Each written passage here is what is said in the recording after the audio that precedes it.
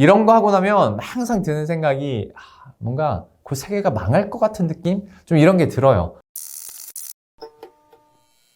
안녕하세요. 반갑습니다. 롱앵커입니다. 힘들었던 2022년이 가고 새해가 돼서 이제 많은 분들이 궁금하실 겁니다. 올해는 좀 나을까? 경제는 좀 좋아질까? 경제에 좀 관심이 있거나 주식 투자하시는 분들은 경기 침체는 진짜 오는 건가? 온다면 어느 정도일까? 인플레이션은 또 잡힐까? 이렇게 조금 더 구체적으로 걱정하시는 분들 있으실 거예요. 그래서 오늘은 정치, 경제, 산업, 사회 등에서 좀 대두될 것으로 보이는 혹은 핵심 포인트가 될 것으로 보이는 현상들을 소개해 드릴까 하거든요. 지금부터 소개해 드릴 내용은 현대경제연구원이 발표한 2023년 7대 글로벌 트렌드 혼돈의 세계경제 자료를 기반으로 했다는 거 알려드리고요. 그럼 지금부터 바로 시작을 해보도록 하죠. 먼저 정치 분야에서는 위기의 세계화가 주요 이슈입니다. 사실 이건 트럼프 대통령 때부터 일어났던 현상이긴 한데 이 코로나 국면을 지나가면서 대부분의 원자재 아니면 제조 분야 같은 공급단에서 쇼티지가 도미노처럼 일어났었죠. 이러다 보니까 결국 국가 간의 상호 의존성은 떨어지게 되고요. 자국 보호, 자국 우선주의가 더 팽배해질 수밖에 없었죠. 결국 탈세계화 시대가 오면서 이러한 현상은 기본값이 이제 돼버린 것 같고, 거기다가 우크라이나 또 러시아 전쟁까지 터지면서 쐐기를 박은 거죠. 그리고 결국 이런 흐름들이 어떤 세계 경제의 구조적인 하방 리스크로 작용할 가능성이 커지는 건데, 각 기관의 세계 경제 성장률 전망치가 계속 낮아지고 침체 우려가 나오는 큰 이유 중에 하나이기도 하죠.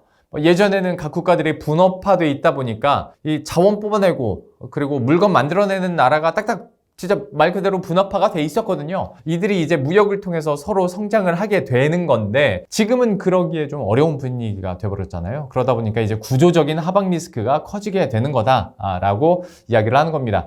우리 입장에서 생각해 보면 우리나라는 아무래도 이제 대외 무역 의존도가 높은 나라다 보니까 좀 이런 현상에 대한 대비를 해야 하는 건데, 사실 이건 경제 문제이기도 하지만 외교 문제이기도 하거든요. 지금 정부가 이걸 어떻게 풀어나갈지, 또 기업들은 어떻게 대응할 수 있을지 한번 지켜봐야 될 부분입니다. 다음 경제 분야에서는 세 가지 포인트가 있는데요. 첫 번째는 흔들리는 선진국입니다.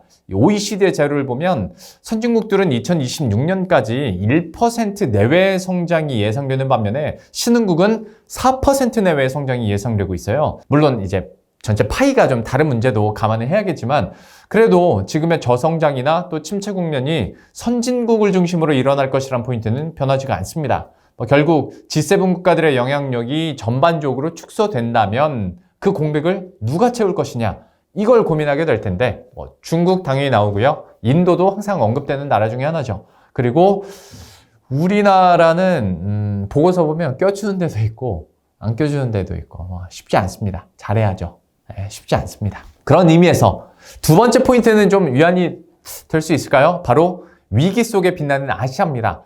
방금 OECD 자료에서 보신 것처럼 미국이나 유럽보다 아시아 경제의 성장성이 더 클 것으로 예상이 되는데요. 올해 아시아 경제 성장률이 4.3% 정도 예상되니까 세계 평균 성장률보다 훨씬 높은 거죠. 이것도 역시 중국이 어떻게 되느냐에 따라서 변동성은 좀 커질 수 있긴 한데, 일단 현재 예상은 아시아의 성장성이 더 높게 나타나고, 이걸 우리나라가 어떻게 활용할 수 있을지 지켜봐야 할 포인트이기도 하죠. 다음은 정부 부채 과잉인데요. 이게 아시다시피 코로나19 위기에 대응한다고 돈을 엄청 뿌렸잖아요. 그게 다 정부 부채가 되는 거고, 전 세계가 긴축 기조로 돌아서다 보니까 자연히 정부의 부채 상환 부담은 커질 수밖에 없는 거죠. 특히 지금 남유럽 국가들의 부채 누증 규모가 심각하다고 하는데요. 2012년 재정위기 수준을 이미 뛰어넘은 상황이래요. 언제 터져도 그래서 이상하지 않은 그런 상황이긴 하대요. 물론 그 상황이나 시스템 자체로 봤을 때 2012년 당시와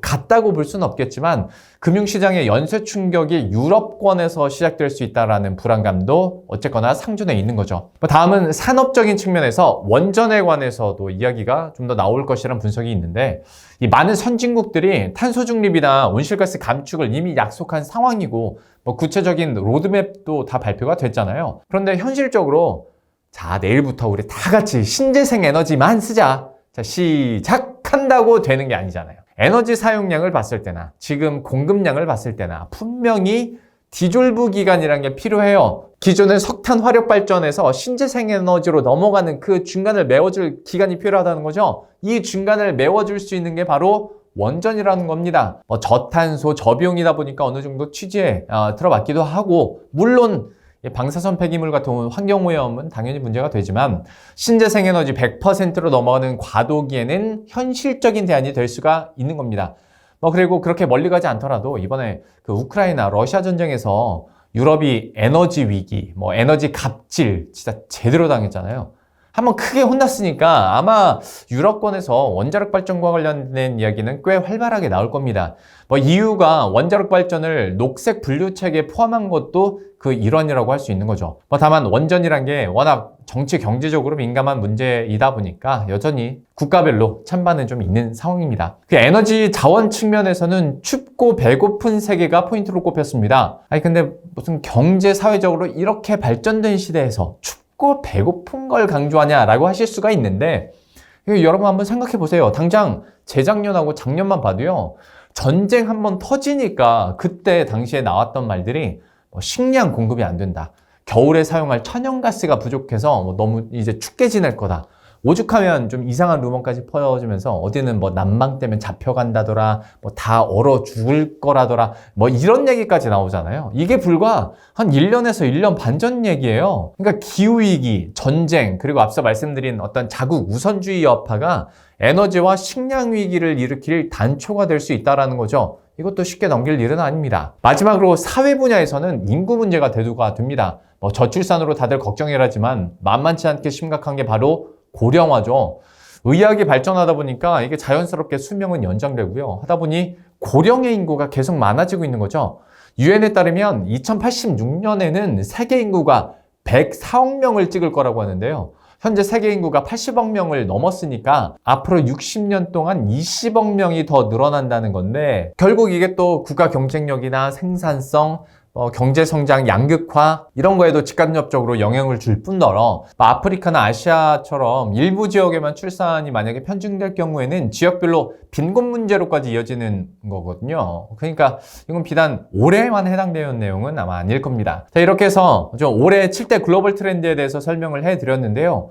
이런 거 하고 나면 항상 드는 생각이 뭔가 그 세계가 망할 것 같은 느낌? 좀 이런 게 들어요. 언제쯤 좋은 전망들이 나올까 싶으면서도 어쨌거나 리스크는 미리미리 대비하자는 차원에서 여러분들한테 소개를 해드리는 거니까요. 한번 참고하시길 바라겠고, 좀 이런 흐름이 이어지고 있구나 감만 잡으셔도 저는 보람될 것 같습니다. 도움이 되셨다면 구독과 좋아요 한 번씩만 눌러주시고요. 저는 다음 컨텐츠에서 다시 찾아뵙도록 하겠습니다. 안녕.